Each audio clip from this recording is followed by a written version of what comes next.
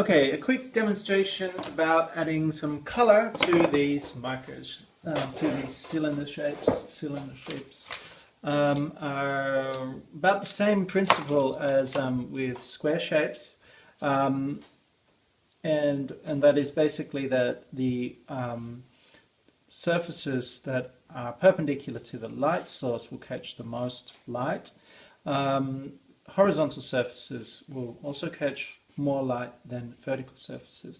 Generally, we will say that the vertical surfaces will be your pure color, in this case red.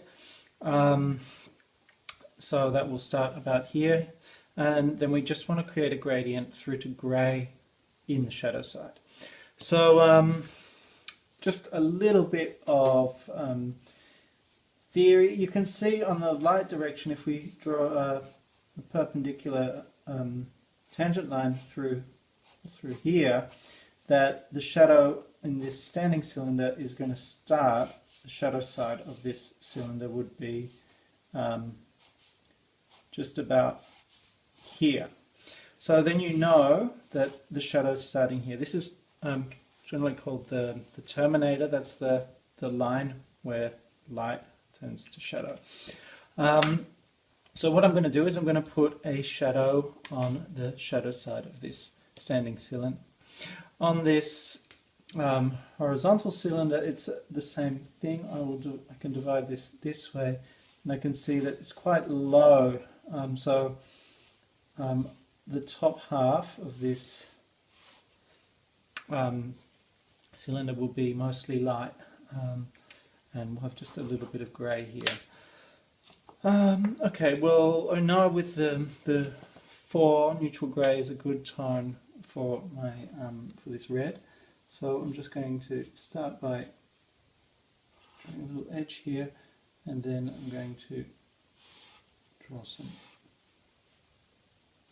lines down here this way. So you can see it's already getting some volume. I'm going to keep a little bit of space open because I want the middle tone to be red.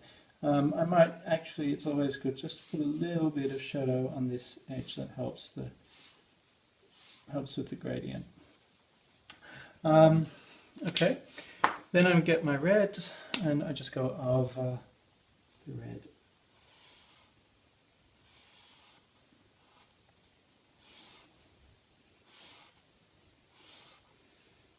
Over the grey.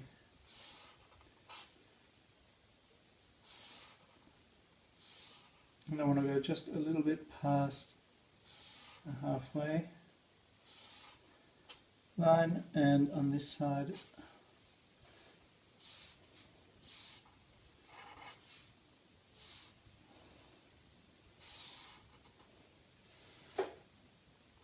and I'll just put a little edge here. Oops. Try to keep that straight.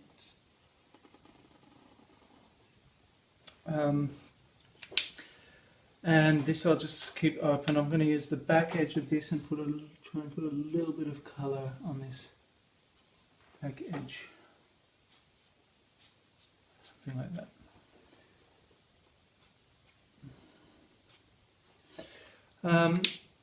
Okay, so basically that's the same theory. The same theory would go for this one. So I'm going to just put some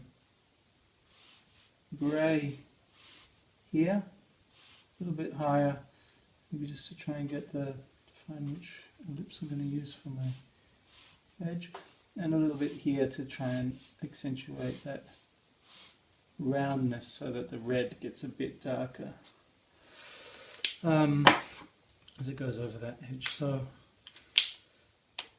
then I'm going to long lines from edge to edge, and same.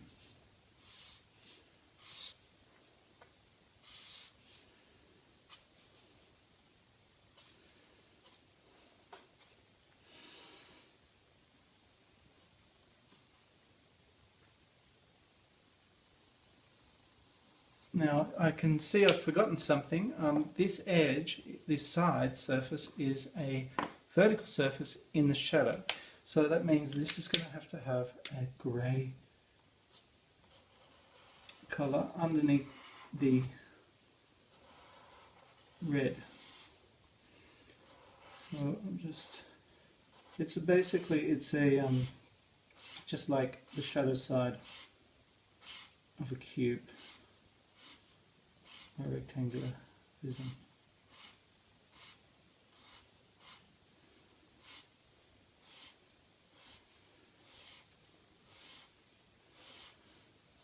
So nice grey tint. I'll just try and keep this line straight, and then I'm going to go over with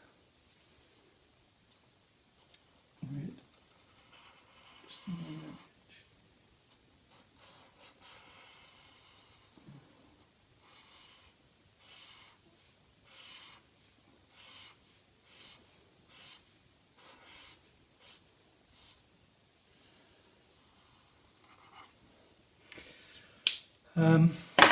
Okay, next step is to put some chalk. In this case, well, I'll just have a piece of paper here. Scrape it off. Try not to get too many lumps in it. And take your tissue, or your cotton wool, make it quite broad, and then just in broad strokes over form. Perpendicular to the light source will be a light around about here, so I'm going to just try to accentuate that gradient. At the top here is red. I'm going to try and get the light more gradient darker at this front edge, and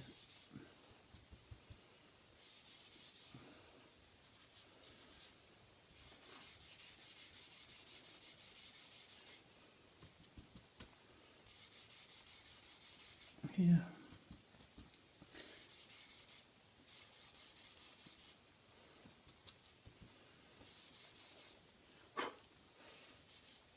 And I'll let the back off there a bit.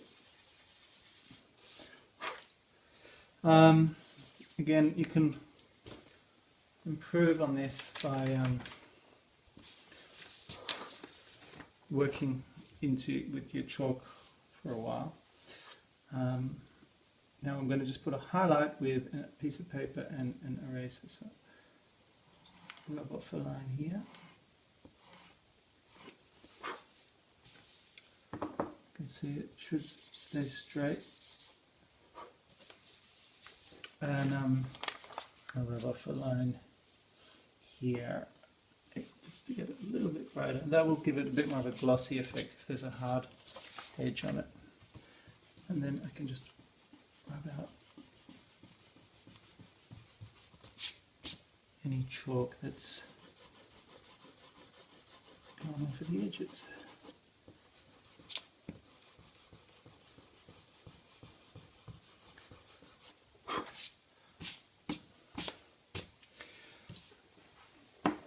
Okay, so that's a simple standing and a lying cylinder in colour.